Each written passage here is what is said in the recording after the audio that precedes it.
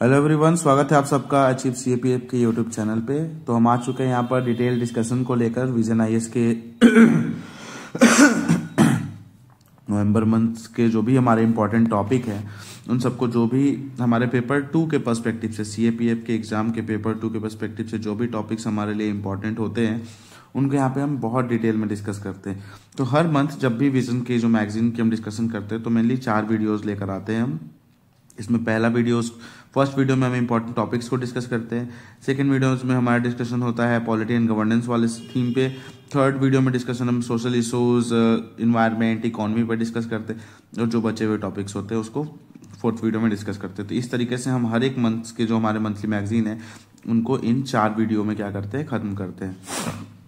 Although हमने यहाँ पर लिख रखा है कि पेपर 2 के लिए इंपॉर्टेंट होगा आपके लिए डिस्कशन ये, पर यहाँ पे ऐसा नहीं है कि हम पेपर 1 के बारे में डिस्कस नहीं करते। हम यहाँ पे अगर आप प्रीवियस लेक्चर्स देखोगे जाकर तो हम वहाँ पे कलेक्टिव डिस्कशंस करते हैं हर एक टॉपिक के ऊपर कि किस तरीके से वो टॉपिक आपके पेपर 1 हो या पेपर 2 दोनों के लिए किस तरीके से हेल्पफुल है। तो इन सभी चीज़ों पे हमारा डिस्कशन होता है कलेक्टिव वे में।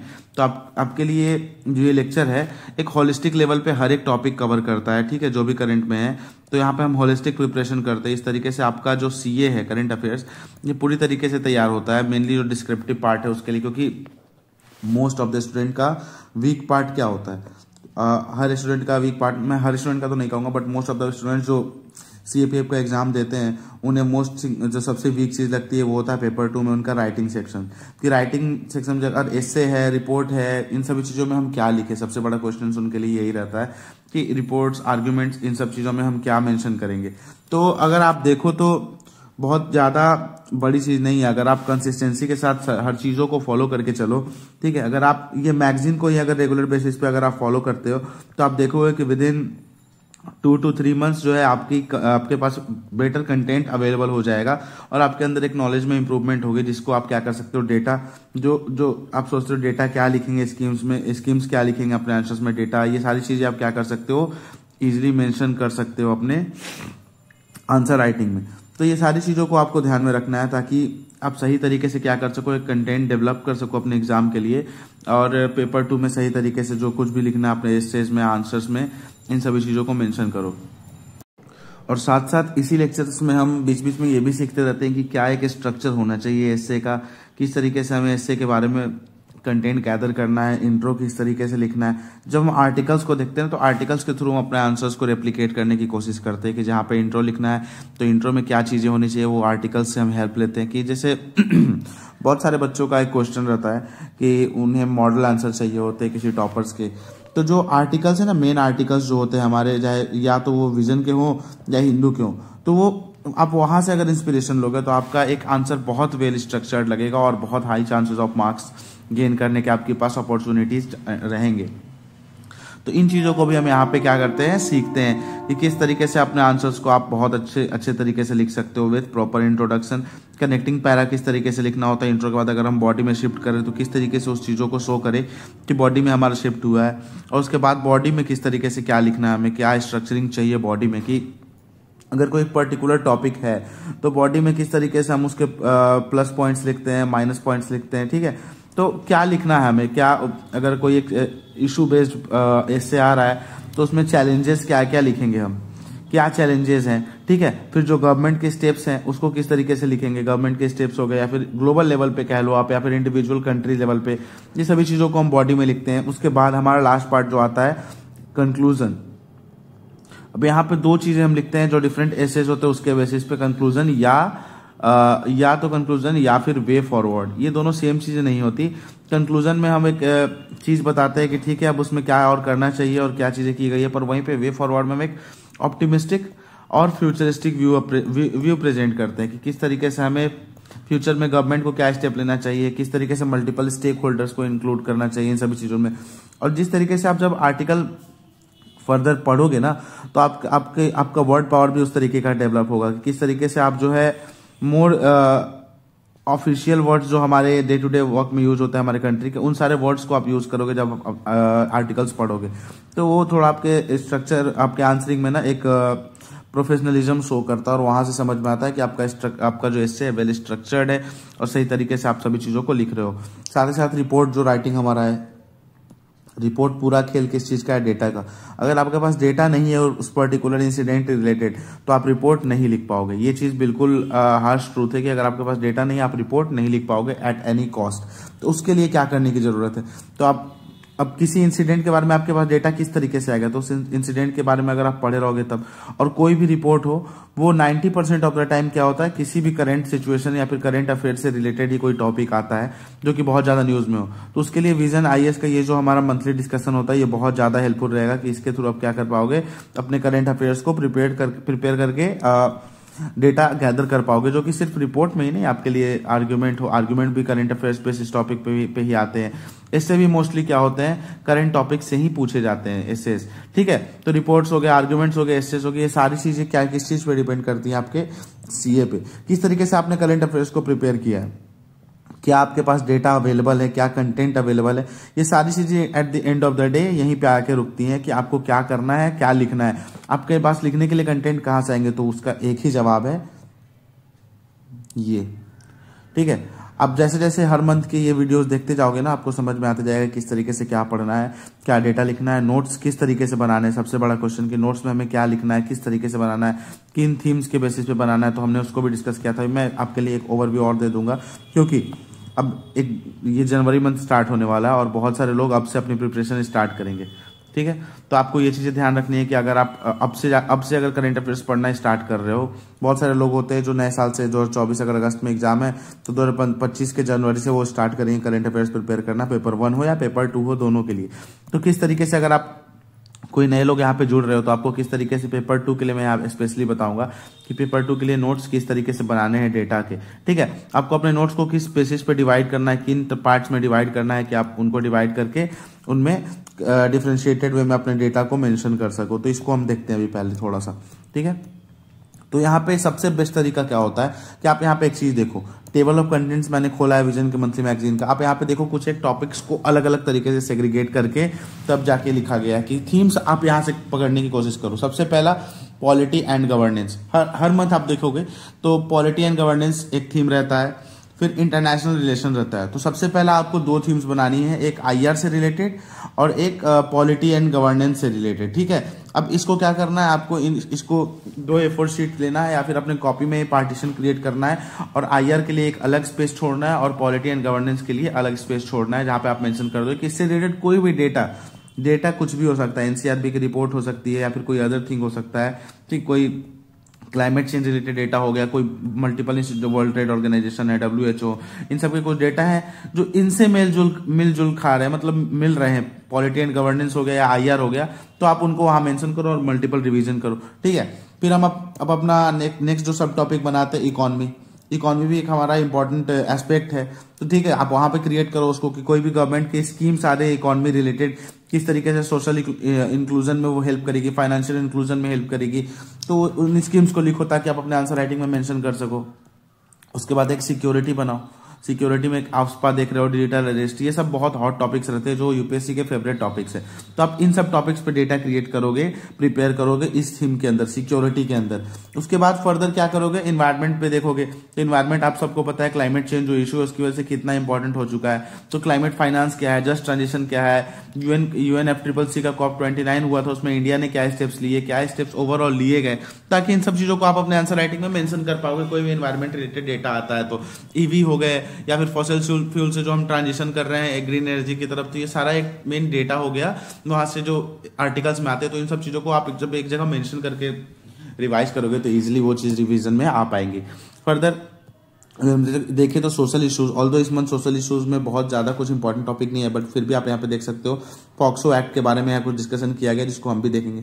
फिर साइंस एंड टेक्नोलॉजी के ऊपर आप डिस्कशन कर सकते हो, डिस्कशन आई मीन आप नोट कर सकते हो कुछ डेटा अगर हर मंथ आता है तो। एंड लास्टली आप कुछ एक पर्टिकुलर एरिया बना सकते हो स्कीम्स इन न्यूज के लिए। ठीक है, तो ये लगभग मुझे लगता है कि 8 से 9 थीम्स हैं जिसके ऊपर आपको पेपर 2 के लिए नोट्स प्रिपेयर करने चाहिए। जिसके थ्रू आप क्या कर सकते हो, अपने पेपर 2 में आंसर राइटिंग बहुत अच्छे तरीके से लिख सकते हो। अब यहाँ पे इन सारी थीम्स के बेसिस पे अगर आपको कोई कोट्स दिखते हैं, आप उन कोट्स को मेंशन कर सकते हो। कोई डेटा दिखता है, डेटा मेंशन कर सकते हो। कोई एग्जांपल आपको मिलता है जो अपने आंसर राइटिंग में आप एग्जांपल से अपने आंसर्स को बैक करोगे, वो चीज लिख सकते हो। फिर गवर्नमेंट स्कीम्स कुछ वहां पे दिखती है आपको, उससे रिलेटेड आप वो लिख सकते हो। कोई न्यू फाइंडिंग्स है जो लगता है कि आप अपने आंसर राइटिंग में लिखोगे, वो लिखो। या एक और चीज जो एक हैक है आपके लिए सबसे इंपॉर्टेंट, बहुत लोग का कहना होता है कि first impression is the last impression. तो आप इंट्रो किस तरीके से लिखोगे किसी भी चीज का, तो आप एक काम करो, इन सारे थीम्स के ऊपर एक बेसिक इंट्रो प्रिपेयर करके रख सकते हो। ठीक है, आप न्यूज़पेपर पढ़ोगे, जब आर्टिकल एडिटोरियल पढ़ोगे तो आप पे कभी कभी कुछ बहुत अच्छी इंट्रोज दिखती है जहां पे कुछ कोट्स का यूज किया गया रहता है या फिर कुछ डेटा का यूज किया रहता है। ठीक है, तो अब क्या करो, हर एक थीम बेस्ड अगर कहीं भी आपको ऐसा लगे कि हाँ ये कोड मुझे अच्छा लग रहा, तो आप उस चीज को अपने नोट्स में मेंशन कर लो और उसको रिवाइज कर लो कि कल को अगर ऐसा कोई आर्टिकल आता है उससे रिलेटेड, तो मैं वहां पे क्या करूंगा, इस आर्टिकल के इंट्रो को इसी तरीके से लिखूंगा। ठीक है, तो ये एक छोटा सा हैक है। इन्हीं सब छोटी चीजों को बढ़ाकर आप क्या कर सकते हो, almost more than 100 marks paper 2 में सिक्योर कर सकते हो और अपने स्पेस को सिक्योर कर सकते हो। ठीक है, तो लास्ट लेक्चर में हमने इन्वायरमेंट के कुछ टॉपिक्स को देखा था, ऑल तो कुछ एक टॉपिक्स मैंने स्किप कर दिए थे ड्यू टू टाइम कॉन्स्टेंट, और मुझे लगा था कि वो बहुत ज्यादा इंपॉर्टेंट नहीं है, पर फिर भी अगर टाइम मिलता है तो इस वाले वीडियो में मैं इन्वायरमेंट के उन लेक्चर्स को थोड़ा सा आपके सामने डिस्कस कर लूंगा, ताकि एक बेसिक सा ओवरव्यू आपको प्रोवाइड कराया जा सके। इससे क्या होगा, आपको एक आइडिया हो जाएगा कि अगर कुछ डेटा बनाने लायक है उन आर्टिकल्स में से तो आप उसको मेंशन कर सकते हो। ठीक है, और नहीं तो फिर ठीक है, हम उसको शॉर्ट में देखकर आगे चल लेंगे अगर टाइम की कमी रही। तो सबसे पहले जो बचे हुए टॉपिक्स हैं हम उन पे फोकस करते हैं, later on we will get back to these topics. Okay, तो सबसे पहले हमने पहले क्या क्या डिस्कस कर लिया, एक बार उस चीज को देख लेते हैं। तो अगर हम देखें तो हमने अपने पार्ट 1 में किस चीज को डिस्कस किया था, ये इस प्रीएम्बल के बारे में देखा था हमने। Internal democracy in political parties, ये बहुत इंपॉर्टेंट टॉपिक है आपके लिए, इसको आपको पढ़ना बहुत जरूरी है। मे बी आपके एग्जाम में इससे रिलेटेड कोई एस्से भी आ सकता है या फिर आर्ग्यूमेंट भी आ सकता है, तो please go through this one.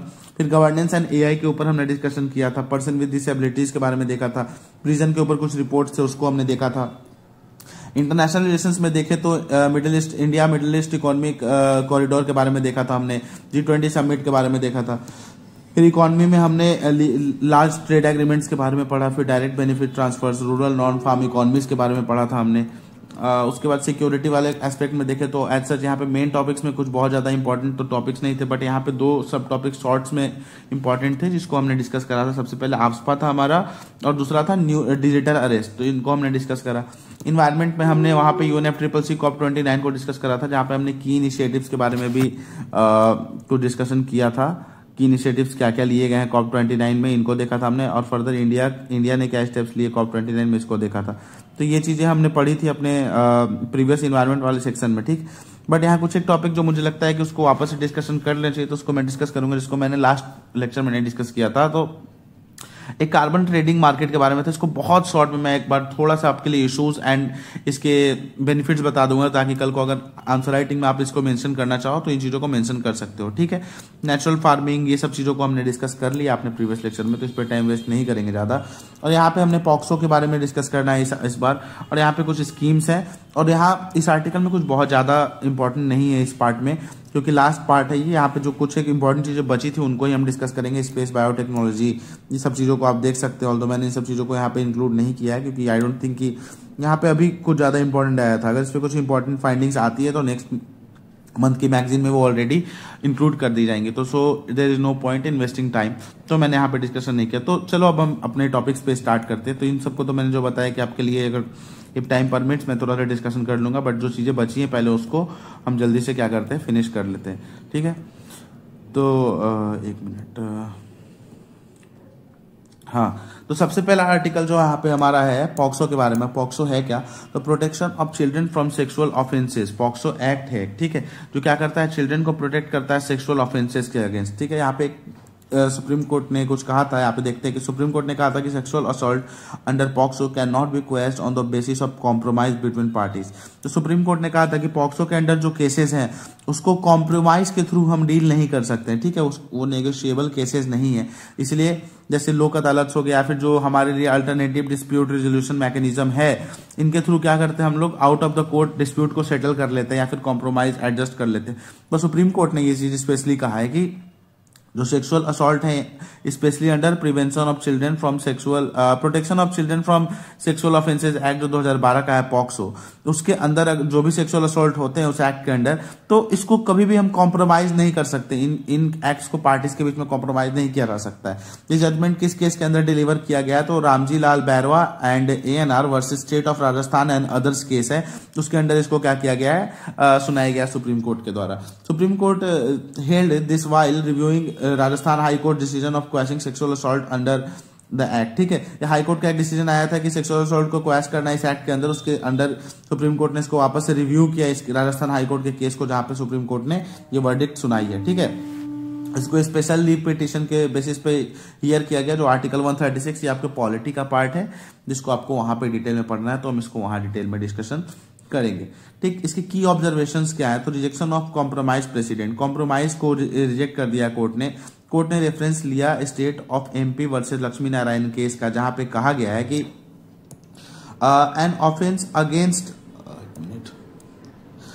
कि an offence against society can not be compromise. जैसे पॉक्सो, ये चिल्ड्रन के अगेंस्ट सेक्सुअल क्राइम जो होते हैं, ये सिर्फ चिल्ड्रन के अगेंस्ट क्राइम नहीं है, बल्कि ये जो क्राइम है सोसाइटी के अगेंस्ट क्राइम है ओवरऑल, ये जो सुप्रीम कोर्ट है उसका कहना है। तो सुप्रीम कोर्ट ने प्रेसिडेंस लिया किस केस का, state of Madhya Pradesh versus Lakshmi Narayan 2019 का जो केस है उसका, जिसमें कहा गया था कि जो सोसाइटी के अगेंस्ट ऑफेंसेस हैं वो कॉम्प्रोमाइज नहीं किए जा सकते। तो ये पॉक्सो एक बहुत ही बड़ा केस है, बहुत ही क्रिटिकल इशू है, जिसको हम कॉम्प्रोमाइज के थ्रू क्या नहीं कर सकते हैं, डील नहीं कर सकते। इसके साथ साथ also endorse the Delhi high court judgment, Delhi high court के भी जजमेंट को यहाँ पे कोर्ट किया सुप्रीम कोर्ट ने, जिसने कहा था कि POCSO offence can not be settled. तो सुनील रेकवार वर्सेस स्टेट के अंदर एक केस आया था, जिसके अंदर वर्डिक्ट दिल्ली हाई कोर्ट ने सुनाया था कि जो पॉक्सो के अंदर ऑफेंसेज हैं, पॉक्सो ऑफेंसेज जो हैं, इसको क्या नहीं किया जा सकता, सेटल नहीं किया जा सकता। यानी इसमें बहुत स्ट्रिक्ट पनिशमेंट देने की जरूरत है, इसको हम सेटल नहीं कर सकते, इसमें कॉम्प्रोमाइज नहीं कर सकते। Non private nature of offence, court observe that such crimes can not be treated as private matters eligible for compromise और क्वैशिंग। ठीक है, कॉम्प्रोमाइज बेस्ड क्वैशिंग। तो सुप्रीम कोर्ट ने ये चीज कहा है कि ये जो केसेस हैं, ये क्राइम्स जो है, इसको एज ए प्राइवेट मैटर नहीं कंसीडर करना, ये ओवरऑल सोसाइटी पे इम्पैक्ट डालती है। जो चाइल्ड सेक्सुअल अब्यूज है, ये ओवरऑल सोसाइटी के लिए घातक है, सोसाइटी के लिए एक प्रॉब्लमेटिक चीज है। तो इसको हम जो है इसको प्राइवेट मैटर के अंदर नहीं कंसीडर कर सकते, और जबकि ये प्राइवेट मैटर के अंदर नहीं, इसलिए एलिजिबल नहीं है क्वैश करने के कॉम्प्रोमाइज के बेसिस पे। ठीक है, यानी इसमें हम कोई भी कॉम्प्रोमाइज नहीं कर सकते। इसके साथ साथ सुप्रीम कोर्ट ने कहा कि cases which have serious societal implication should not be dismissed solely based on a settlement. ठीक, इसके साथ साथ सुप्रीम कोर्ट ने स्पेशली ये चीजें भी कही कि ऐसे केसेस जिनका सीरियस इम्प्लीकेशन है सोसाइटी पे, जिनका बहुत ही सीरियस इम्पैक्ट है सोसाइटी पे, उनको विद अ सेटलमेंट हम क्या नहीं कर सकते हैं, डील नहीं कर सकते। उनको सेटलमेंट के थ्रू डील नहीं किया जा सकता, उसको पूरी तरीके से प्रॉपर वे में हमें क्या करना पड़ेगा, वर्डिक्ट के थ्रू क्या करना पड़ेगा। जो भी इसमें इन्वॉल्व है, जो भी अक्यूज है, उनको पनिशमेंट देने की जरूरत है। यहाँ पे हम कॉम्प्रोमाइज नहीं कर सकते, क्योंकि यहाँ पे सिर्फ किसी एक पर्टिकुलर पर्सन का सवाल नहीं है, इसको प्राइवेट मैटर की तरह नहीं, बल्कि हम इसको पब्लिक मैटर की तरह ही डील करेंगे, और यहाँ पे हम कॉम्प्रोमाइज नहीं कर सकते। तो पॉक्सो एक्ट जो है यहाँ पे सुप्रीम कोर्ट का कहना है। अब पॉक्सो एक्ट के बारे में थोड़ा हम पढ़ लेते हैं। तो ये इसका फुल फॉर्म होता है protection of children from sexual offences act, जो कि 2012 में इनैक्ट किया गया था। इसका एम क्या था, तो यहाँ पे जेंडर न्यूट्रल लेजिस्लेशन लाना था, जो कि इंश्योर करे चाइल्ड सेफ्टी, इंश्योर करना, पनिशमेंट ऑफेंडर्स को पनिश करना जो कि इस तरह की ऑफेंसेस की सीवियरिटी में इन्वॉल्व हो, यानी चाइल्ड सेक्सुअल अब्यूज में इन्वॉल्व हो, उनको क्या करना, कॉम्प्रिहेंसिवली इन सारी चीज़ों को एड्रेस करना, और जो भी इसमें इन्वॉल्व हो ऑफेंडर्स, उनको पनिश करना सीवियर से सीवियर लेवल पे, और साथ ही चाइल्ड सेफ्टी हमें इंश्योर करना। यहाँ पे चाइल्ड का डेफिनेशन क्या दिया गया कि ऐसे जो भी इंडिविजुअल हैं जो 18 साल से नीचे हैं, तो सभी चाइल्ड की कैटेगरी में ही आते हैं। ठीक, तो यहाँ पे पॉक्सो के अंडर ये बेसिस दिया गया चाइल्ड का, कि अगर चाइल्ड, यहाँ पे जो हम वर्ड डिस्कस कर रहे हैं, प्रोटेक्शन ऑफ चिल्ड्रेन, ठीक है, फ्रॉम सेक्सुअल ऑफेंसेस, तो चिल्ड्रेन कौन सी कैटेगरी में आएंगे, तो जो भी लोग बिलो 18 ईयर्स है वो सब इसके चिल्ड्रेन के डेफिनेशन में लाई करते हैं। ठीक, यानी ये केस किसके लिए है, किसके अगेंस्ट ऑफेंसेस के लिए, कि जो भी 18+ है उनके लिए नहीं है, 18- के लिए। ठीक है, माइनस ऐसा कोई सब वर्ड नहीं होता, मैं जस्ट बता रहा हूँ कि जो 18 साल से नीचे है उनके लिए। उसके साथ साथ 3 broad categories of sexual offences punishable. यहाँ पे 3 कैटेगरी में सेक्सुअल ऑफेंसेस के पनिशमेंट को डिवाइड किया गया है। सबसे पहले सेक्सुअल असॉल्ट, सेक्सुअल हरासमेंट या फिर चाइल्ड किसी चाइल्ड का यूज करना फॉर पोर्नोग्राफी। ये तीनों चीज क्या है, पॉक्सो के अंडर क्या है, पनिशेबल ऑफेंस है। 2019 में अमेंडमेंट किया गया था जहाँ पे इंट्रोड्यूस किया गया और भी स्ट्रिंजेंट पनिशमेंट, जहाँ पे डेथ पेनाल्टी को भी इंक्लूड किया गया। सेक्सुअल क्राइम अगर चिल्ड्रन के अगेंस्ट कोई कमिट करता है तो उसको डेथ पेनाल्टी भी प्रोवाइड की जाएगी। ये सारे केसेस जो है पॉक्सो के अंडर आते हैं। तो पॉक्सो में यहाँ पे पॉक्सो के बारे में एक स्टैटिक इन्फॉर्मेशन भी हमने देख लिया और साथ साथ रिसेंट जो वर्डिक्ट थी सुप्रीम कोर्ट की उसको भी हमने देख लिया, किस केसेस से डिराइव्ड है। ये सारी चीजों को हम यहाँ पे हमने यहाँ डिटेल में डिस्कशन इसका कर लिया। तो यहाँ पे ये वाला आर्टिकल हमारा खत्म होता है। Let's move on to the next article. अब जो हमारा नेक्स्ट टॉपिक है वो है रूरल नॉन फार्म इकोनॉमी, जिसको हम शॉर्ट में RNFE भी कह के आगे नरेट करेंगे। ठीक है, तो इसको हम रूरल नॉन फार्म इकोनॉमी भी कहते हैं।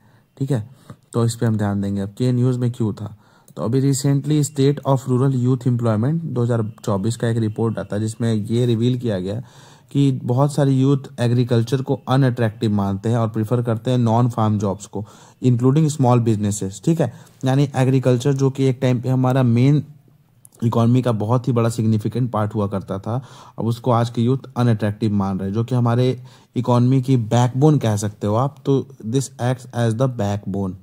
ठीक है, एग्रीकल्चर, पर आज के टाइम पे इसको अकॉर्डिंगली यूथ के अकॉर्डिंग ये क्या होता जा रहा है, अनअट्रैक्टिव। ये चीज़ बताया जा रहा है कि नॉन फार्म जॉब्स को ज़्यादा प्रीफर किया जा रहा है अलॉन्ग विथ स्मॉल बिजनेसेस।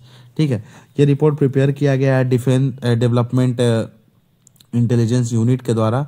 ठीक है, ये चीज़ देख लिया हमने। इसमें फर्दर रिपोर्ट ने बताया है कि 70% ऑफ द रूरल यूथ है वो इसकी लो प्रोडक्टिविटी और पुअर प्रॉफिट के कारण इसको अनअट्रैक्टिव बताते हैं as reasons for moving away from farming, इसलिए they are moving away from farming. ठीक है, अब RNFE है क्या, तो ऐसा RNFE का मतलब ऐसा एग्रो प्रोसेसिंग या फिर transport, distribution, market and retail, tourism, manufacturing, construction and mining, self employment activities, कोई भी एग्रीकल्चर के अलावा कोई भी सेल्फ एम्प्लॉयमेंट एक्टिविटीज जो हैं जो रूरल एरियाज में प्रैक्टिस की जाती है, जिसका एग्जांपल यहाँ दिया हुआ है। एग्रो प्रोसेसिंग भी हो सकता है, ट्रांसपोर्ट भी हो सकता है, distribution, market, retail, tourism, manufacturing, construction, mining, जो कि सेल्फ एम्प्लॉयमेंट एक्टिविटीज है, along with handicrafts, bakery, mechanics, kiosk and so on. ये कियोस्क क्या होता है तो मुझे इसका आइडिया नहीं है, देखूंगा। ठीक है, तो ये सारी चीज़ें जो है यहाँ पे बताई गई है कि इसको आज के यूथ जो है they are preferring more compare to agriculture. ठीक है, इसको बताया जाता है कि ऐसी एक्टिविटी जो रूरल एरियाज में टेक प्लेस करती हो by a set of activity that not constitute, जो प्राइमरी एग्रीकल्चर प्रोडक्शन के पार्ट नहीं है, उसको हम क्या कहते हैं, रूरल नॉन फार्म इकोनॉमी। ठीक है, जो नॉन फार्मिंग है वही रूरल एरियाज में हो रही है, तो वैसे इकोनॉमी क्या है, RNFE हम कहते हैं। यहाँ बताया जा रहा है कि रूरल इकोनॉमी में ट्रेडिशनली एग्रीकल्चर ने डोमिनेट किया है, but 2/3 of the rural income अभी के टाइम पे RNFE से आती है, जो कि नॉन एग्रीकल्चरल एक्टिविटीज है वहाँ से, यानी ऑलमोस्ट 66% जो इकोनॉमी है अब किस पे बेस्ड है, रूरल एरियाज की नॉन फार्म इकोनॉमीज पे, नॉन फार्म एक्टिविटीज पे क्या है ये बेस्ड है। ठीक है, more than half of the value added in manufacturing sector in India is contributed by rural areas. जो इंडिया का मैन्युफैक्चरिंग सेक्टर है इसमें हाफ ऑफ द वैल्यू जो ऐड की जाती है वो किसके द्वारा कंट्रीब्यूट की जाती है, रूरल एरियाज के द्वारा। आपको ये चीज़ें ध्यान में रखनी है। अब इसका RNFE का सिग्निफिकेंस क्या है, तो जो एग्रीकल्चर में बहुत सारे लोग डिसगाइज्ड अनएम्प्लॉयमेंट जो होती है, यानी हमें 4 लोग की ज़रूरत है तो इसमें 6 लोग वर्क कर रहे हैं। ठीक है, यानी 2 लोग ऑलमोस्ट अनएम्प्लॉयड है, इनकी जरूरत नहीं है but still they are working, तो इसको हम क्या कहते हैं, डिसगाइज्ड अनएम्प्लॉयमेंट कहते हैं। तो इससे क्या हो गया, छुटकारा मिल गया कि एक घर के 4 लोग एग्रीकल्चर में तो बाकी 2 लोग नॉन फार्म एक्टिविटीज में इंडल्ज हो गए, यानी इससे हमारी जो डिसगाइज्ड अनएम्प्लॉयमेंट की प्रॉब्लम थी वो क्या हो रही है, रिड्यूस हो रही है। ठीक है, सरप्लस लेबर जो एग्रीकल्चर सेक्टर के उसको वो कहाँ एब्जॉर्ब हो जा रहे हैं, RNFE में एब्जॉर्ब हो जा रहे हैं। ठीक है, वेज डायनेमिक्स में टिल्ट हो रहा है थोड़ा। ठीक है, in the favour of labour, alternative employment opportunities open हो रही है, क्रिएट हो रही है रूरल एरियाज में, जिससे क्या हो रहा है, लेबर के सप्लाई मार्केट में, reduced labour supply in labour market, ये चीज़ हो गई। उसके बाद income security and poverty reduction, पूरी फैमिली एक ही चीज़ पे अगर एग्रीकल्चर प्रोड्यूस के साथ थोड़ा भी प्रॉब्लम होता था तो पूरी फैमिली का ही इकोनॉमिक सिचुएशन में प्रॉब्लम हो जाती थी। तो इससे क्या है, इकोनॉमिक सिक्योरिटी भी इंप्रूव है, क्योंकि फैमिली के कुछ लोग डिफरेंट एक्टिविटीज में इन्वॉल्व है, तो यहाँ से वहाँ से मॉनेटरी सपोर्ट उनको आना ही है, और पॉवर्टी में भी इससे रिडक्शन होगा। ये चीज़ हम देख लिया कि इससे हम रिस्क मैनेज कर पाते हैं। जो अनसर्टेनिटी थी रूरल लाइवलीहुड में, उसको भी एड्रेस कर लिया गया इसके थ्रू, ड्यू टू एग्रीकल्चर में जो ऑफ सीजन होता है। इससे क्या होगा, इनकम सोर्सेज डाइवर्सिफाई होगी इन एक्टिविटीज के थ्रू, ठीक है। माइग्रेशन रिड्यूस हो रहा है, तो इससे क्या होता है कि जो लोकल एम्प्लॉयमेंट अपॉर्चुनिटीज जनरेट हो रही है, तो जो रूरल एरियाज के लोग हैं वो अनप्लैंड अर्बनाइजेशन यहाँ नहीं होगा, क्योंकि यहाँ पे प्रेशर नहीं बनेगा अर्बन एरियाज पे। तो अनप्लैंड अर्बनाइजेशन जो सबसे बड़ा प्रॉब्लम है आज के टाइम पे हमारे कंट्री में, ये क्या होगा, रिड्यूस होगा, और लोग अपने विलेज में, अपने रूरल एरियाज में इन इनकम अपॉर्चुनिटीज अल्टरनेटिव वे में क्या कर रहे हैं, फाइंड आउट कर रहे हैं due to RNFE। Rural industrialisation, rural areas में मैन्युफैक्चरिंग सेक्टर ग्रो हो रही है, तो वहाँ पे इंडस्ट्रियलाइजेशन हो रहा है। तो एक ट्रांजिशन हो रहा है from primary agricultural economy to industrialised economy. तो इस तरीके से क्या हो रहा है, चेंज देखा जा रहा है हमारे रूरल एरियाज में। की डिटर्मिनेंट्स क्या है, क्या रीजन है, तो सबसे पहले गवर्नमेंट पॉलिसीज इसके लिए मेन रोल प्ले कर रही है। कि डॉक्टर अशोक दलवाई कमेटी ने शिफ्ट के बारे में बताया था, किस तरीके से लेबर जो है नॉन फार्म जॉब्स की ओर शिफ्ट कर रहे हैं, जिससे डबल हो रही है फार्मर्स की इनकम, ठीक है। की इनिशिएटिव्स प्रमोट करने चाहिए एग्रीकल्चर सेक्टर में और लाइट सेक्टर में, से नमो ड्रोन, दीदी स्कीम्स, ये सब है। Education and skills, non farm income increase कर रही है due to higher level of education. Family size, large family हो रही है, तो कुछ लोग एग्रीकल्चर में है, ठीक है। उसके अलावा बाकी लोग क्या कर रहे हैं, नॉन फार्म इनकम एरियाज से ज़्यादा अपॉर्चुनिटीज गेन कर रहे हैं। क्लाइमेट चेंज भी, क्योंकि एग्रीकल्चर बहुत ही ज़्यादा अनसर्टेन हो गया है ड्यू टू वल्नरेबिलिटी। इसकी वजह से क्या हो गया, एग्रीकल्चरल जॉब्स वल्नरेबल हो गए, जिसकी वजह से क्या हो गया, ज़्यादा इंफेसिस दिया जाने लगा है रूरल नॉन फार्म इकोनॉमी के ऊपर। Public spending and diversification, infrastructural investment हो रहे हैं वहाँ पे, फैक्ट्रीज के ग्रोथ हो रहे हैं। मैन्युफैक्चरिंग सेक्टर हमारा बूस्ट कर रहा है, एक्सपैंड हो रहा है, क्योंकि गवर्नमेंट ने MSMEs पे भी ज़्यादा फोकस किया है। तो इसकी वजह से नॉन फार्म इकोनॉमिक एक्टिविटीज ज़्यादा बूस्ट हो रही हैं। इंफ्रास्ट्रक्चर डेवलपमेंट को अगर देखें तो डेवलपमेंट एक्सपेंडिचर, स्पेशली इंफ्रास्ट्रक्चर ज़्यादा अच्छे तरीके से डेवलप हो रहा है। कंस्ट्रक्शन एम्प्लॉयमेंट हो रहा है, ठीक है, प्रमोट हो रहा है।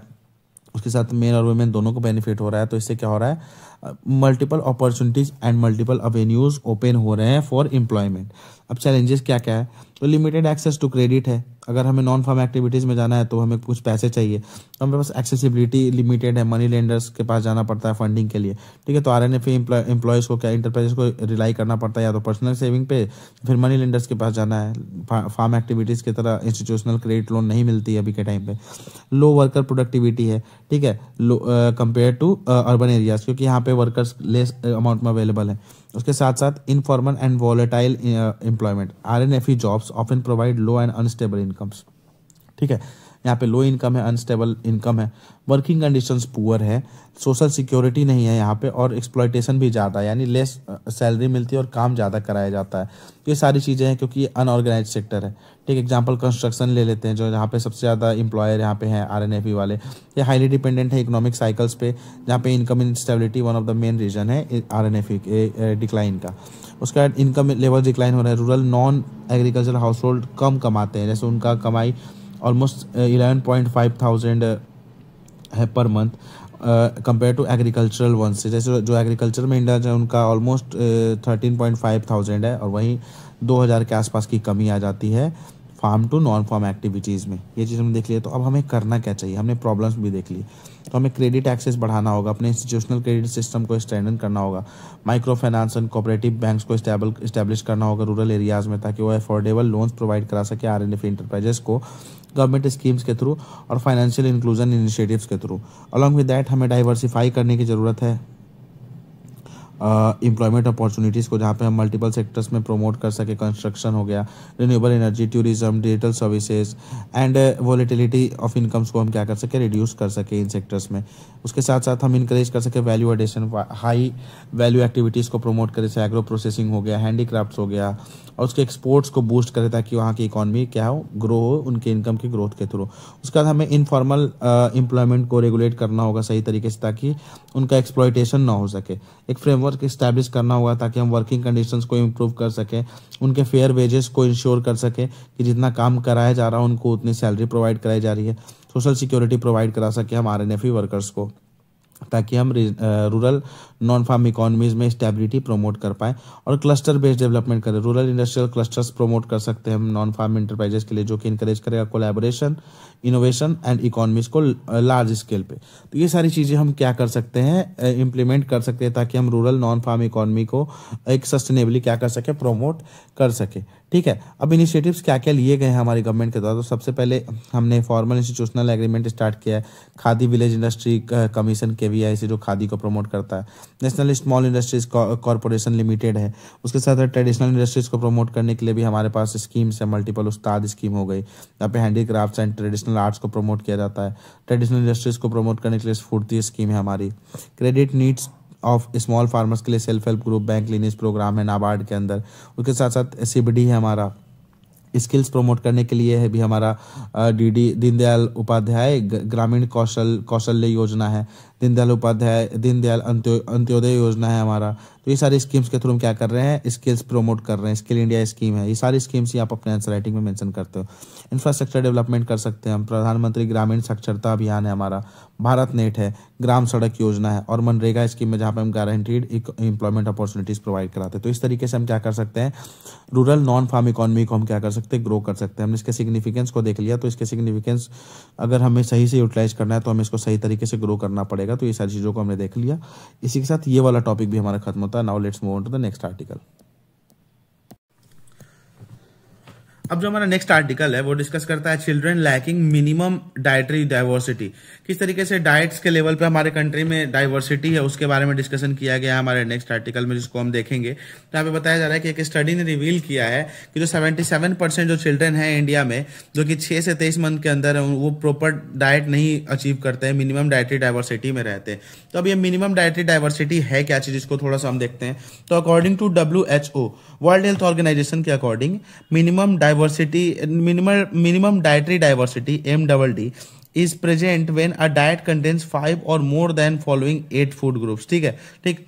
अब ये कब प्रेजेंट होता है कि जब ब्रेस्ट फीड उनको प्रोवाइड किया जाए, ग्रेन्स मिले, लेग्यूम्स मिले, डेयरी प्रोडक्ट्स मिले, फ्लैश फ्रूट्स मिले, एग्स मिले, फ्रूट्स एंड वेजिटेबल, ये सारी चीजें अगर मिलती है तब हम कहते हैं कि जो डाइटरी डाइवर्सिटी है मिनिमम लेवल पे फुलफिल हो रही है। यानी बेयर मिनिमम कैटेगरी अगर ये 8 चीजें उनके डाइट्स में इन्वॉल्व होती हैं तो ठीक है। और डेटा के अकॉर्डिंग जो है, एक रिसेंट डेटा जो स्टडी है उसके अकॉर्डिंग क्या पता चलता है कि हमारे कंट्री में 77% जो बच्चे उनको ये बेसिक चीजें भी नहीं मिल पा रही है। जो MDD है मिनिमम जो 8 जो फूड ग्रुप्स हैं, ये चीजें भी नहीं मिल पा रही 77% चिल्ड्रंस को, जिनके एज ग्रुप को अगर देखा जाए तो वो 6 से 23 साल तक के एज में लाई करते हैं। ठीक है, जो कि हमने कैटेगरी देख लिया क्या क्या है ये चीजें।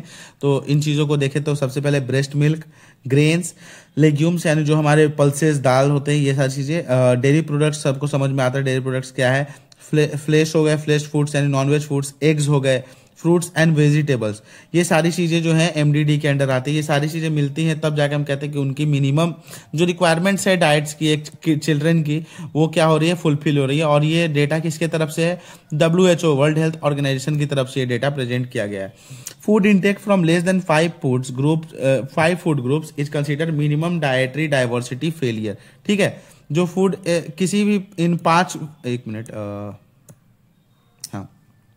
इन 5 फूड ग्रुप्स जो हमने 8 फूड ग्रुप्स के बारे में डिस्कस किया, 8 फूड ग्रुप्स के बारे में, इनमें से अगर जब फूड इंटेक हो रहा है और वो 5 फूड ग्रुप से भी कम में से अगर फूड इंटेक हो रहा है, ये 8 में से अगर कोई भी 5 चीज से भी कम अगर फुलफिल हो रही है तो हम क्या कहते हैं, ये MDD का फेलियर है, मिनिमम डाइटरी डाइवर्सिटी का फेलियर है। तो इसको हम MDDF कहते हैं। यही फेलियर के बारे में जब हम डिस्कस करते हैं तो ये चीजें। ठीक है, अब की findings of study related to MDD इन इंडिया में इसके रिलेटेड क्या क्या रीजन से क्या क्या फाइंडिंग्स है इसके बारे में देखें तो सबसे पहला है रीजनल डिस्पैरिटी। जो सेंट्रल रीजन ऑफ इंडिया है, particularly UP, Rajasthan, Gujarat, Maharashtra and Madhya Pradesh, has over 80% of children with MDDF, यानी जो हमारा मिनिमम डाइटरी डाइवर्सिटी है उसके उस फेलियर में लाई करता है। और MDDF यानी फेलियर होने का क्या क्राइटेरिया कि food intake from less than 5 food groups. अगर 8 फूड ग्रुप्स को हमने यहाँ डिस्कस किया है, इसमें से अगर 5 से भी कम किसी को मिल रहे हैं तो हम उसको MDD का फेलियर कहेंगे। तो ऐसे जो सेंट्रल रीजन है हमारी कंट्री के, देन जो यूपी हो गया, राजस्थान, गुजरात, महाराष्ट्र, मध्य प्रदेश जैसे जो स्टेट्स हैं, यहाँ पे 80% ऑफ द चिल्ड्रन जो हैं वो MDD के फेलियर में रह रहे हैं, यानी उनको इन 8 फूड ग्रुप्स में से भी 5 फूड ग्रुप्स भी जो है उनको अवेलेबल नहीं हो पा रहे हैं। तो ये एक डेटा है जो कि WHO के अकॉर्डिंग हमें सामने आता है। उसके साथ एज इम्पैक्ट ऑन MDDF, तो children in younger age group 6 से 11 मंथ के जो बच्चे हैं उनमें से 87% इसमें लाई करते हैं MDDF वाले कैटेगरी में, ठीक है, हायर एज ग्रुप के कंपैरिजन में, यानी लोअर एजेस में ही उनको प्रॉपर डाइट नहीं मिल पाता, तभी जाके हमें हमारे कंट्री में मैक्सिमम केसेस जो है मेल न्यूट्रिशन के देखने को मिलते हैं, जो कि हमने प्रीवियस लेक्चर में इसके बारे में डिस्कस किया था, किस तरीके से मैटरनल हेल्थ एंड चिल्ड्रन के ऊपर मेल न्यूट्रिशन का असर पड़ता है हमारे कंट्री में, जो स्टारवेशन, हंगर जैसी प्रॉब्लम्स अराइज हो रही हैं। तो यहाँ पे भी एक डेटा उससे रिलेटेड आ गया कि जो हमारा मिनिमम डाइटरी डाइवर्सिटी चाहिए थी हमारी कंट्री में बच्चों को, सिर्फ 8 फूड ग्रुप्स में से अगर उनको 8 फूड ग्रुप्स के खाने मिलते, 5 के भी मिलते हैं तो वो अच्छी कैटेगरी में, अगर 5 से नीचे हैं यानी 3, 4 ऐसे हैं तो तब मिनिमम डाइटरी डाइवर्सिटी का वो क्या है, फेलियर हम कहते हैं उसको, ठीक। और अगर देखा जाए तो सेंट्रल रीजन जो है हमारी कंट्री के, उसमें 80% बच्चे ऐसे हैं जिनके पास 5 फूड ग्रुप से भी खाने या फिर 5 फूड ग्रुप की रिक्वायरमेंट नहीं पूरी हो पा रही है।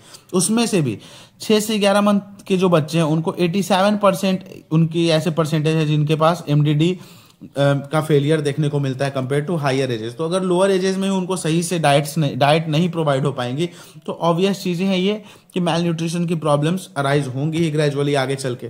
फिर वल्नरेबल सेक्शन के बारे में डिस्कस किया जाता है कि जो चिल्ड्रन है अदर बैकवर्ड क्लासेस के, उनमें सबसे ज्यादा MDDF है, उसके बाद SC के स्टूडेंट चिल्ड्रंस में, एंड देन ST के चिल्ड्रंस में, यानी जो कैटेगरी वाइज अगर लोअर क्लासेस को देखें, other backward classes, then scheduled caste and then scheduled tribes, तो इनके अंदर भी क्या करता है, MDDF लाई करता है। Other findings according children of illiterate young and rural residing mothers with no exposure to mass media were more likely to be dietary deficient। Obvious चीज है ये, यहाँ पे कुछ कहने की जरूरत नहीं है कि ऐसे एरियाज जहाँ के बच्चे ऐसे एरिया जहाँ उनकी माँ, उनकी मदर्स जो है रूरल एरियाज में रहती हैं, यंग है या फिर इलिटरेट है, और उसके साथ साथ उनके पास कोई भी मास मीडिया का एक्सपोजर नहीं है, यानी वो social media and any type of जो भी सोशल एरियाज हैं, जो मीडिया के सोर्सेज हैं उससे कनेक्टेड नहीं है, वहाँ के बच्चे ज़्यादा डाइट डिफिशिएंट है। ऑब्वियसली क्योंकि उनके पास अवेयरनेस की कमी है, उनके पास प्रॉपर अवेयरनेस नहीं है कि किस तरीके से क्या क्या डाइट प्रोवाइड करानी चाहिए,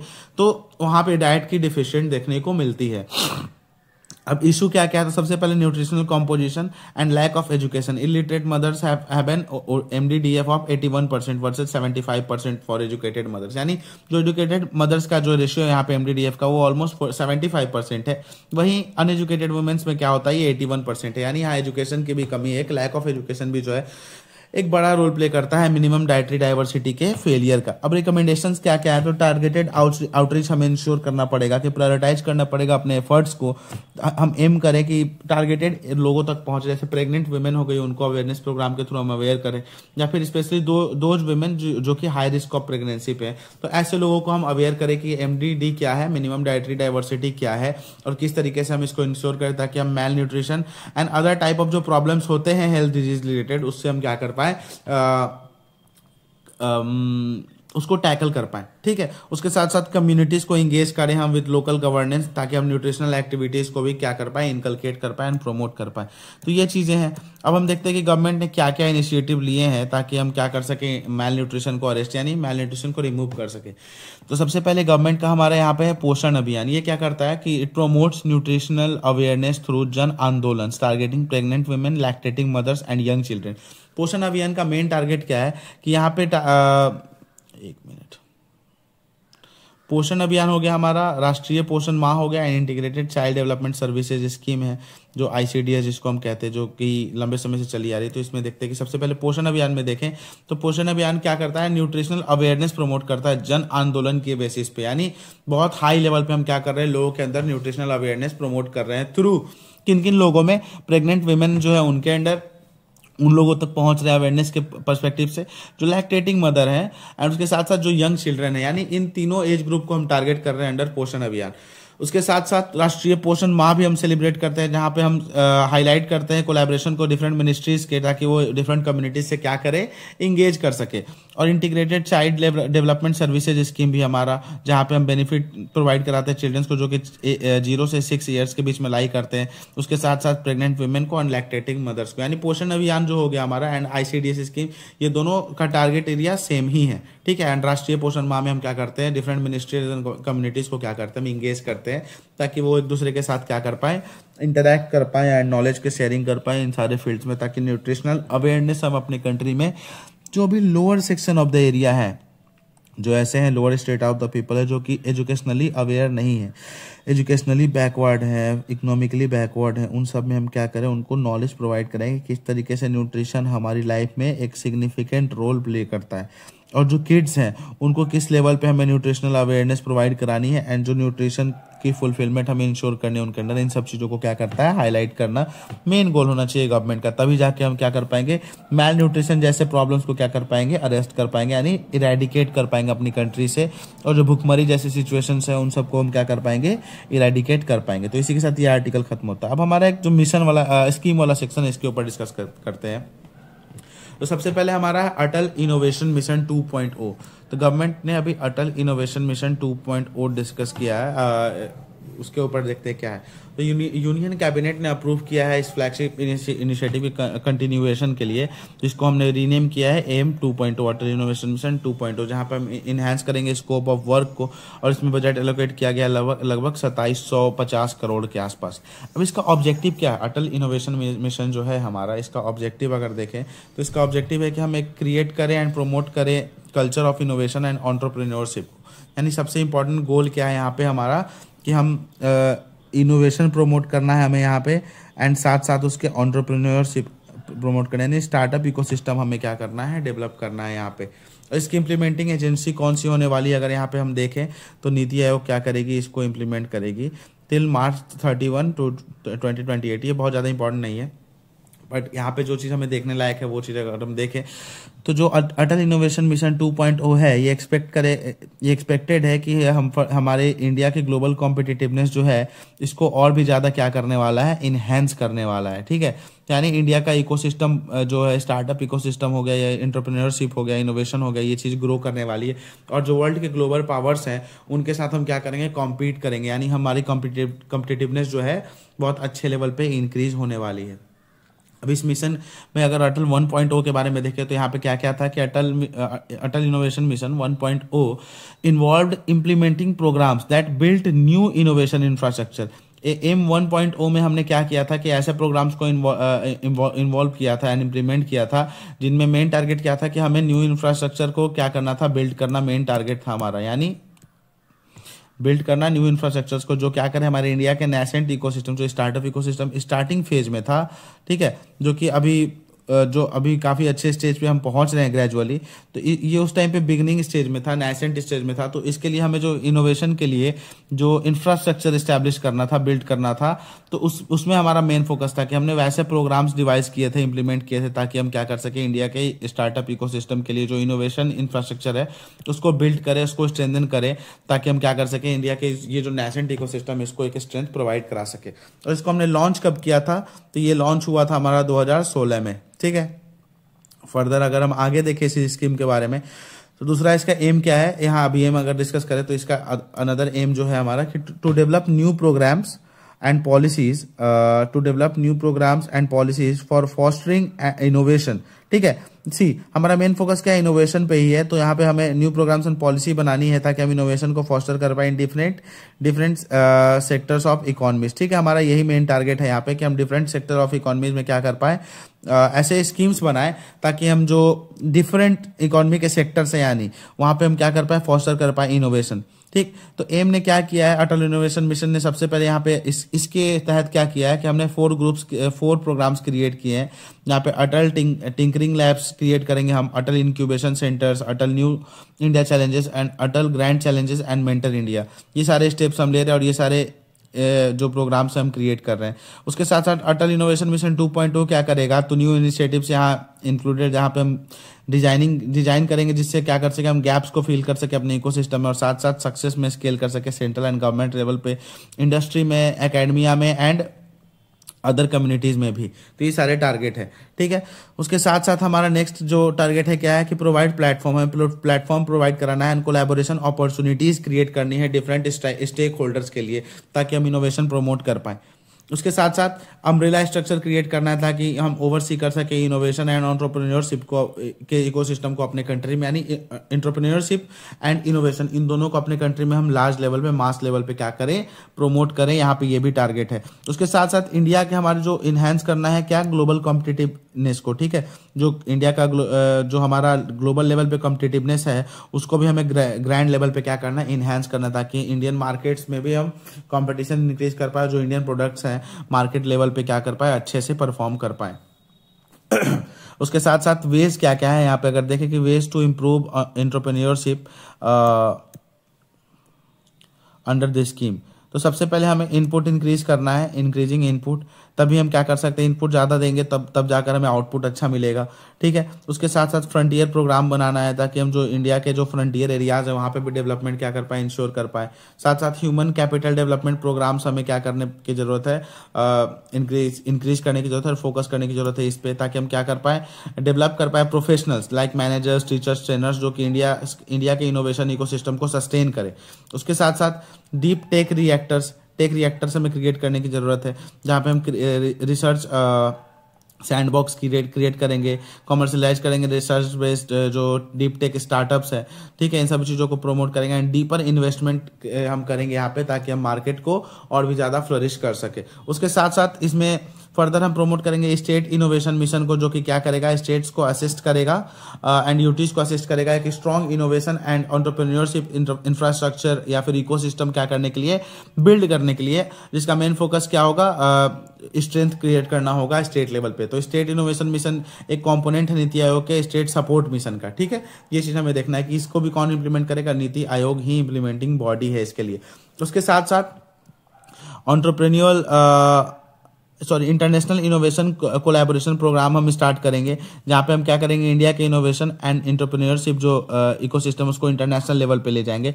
एंड 4 एरियाज है जिसके की एरिया जहाँ पे हम इंटरवेंशन करेंगे, annual global tinkering olympiad, creation of 10 bilateral multilateral engagements with advance nation, जो एडवांस नेशन है उनमें से 10 जो मोस्ट एडवांस नेशन उनके साथ बाईलैटरल इंगेजमेंट्स करेंगे एंड मल्टीलैटरल इंगेजमेंट्स करेंगे for cooperation, collaboration and knowledge sharing. इसके थ्रू हम क्या कर पाएंगे, एक अच्छे तरीके से स्टार्टअप इकोसिस्टम हम बिल्ड कर पाएंगे।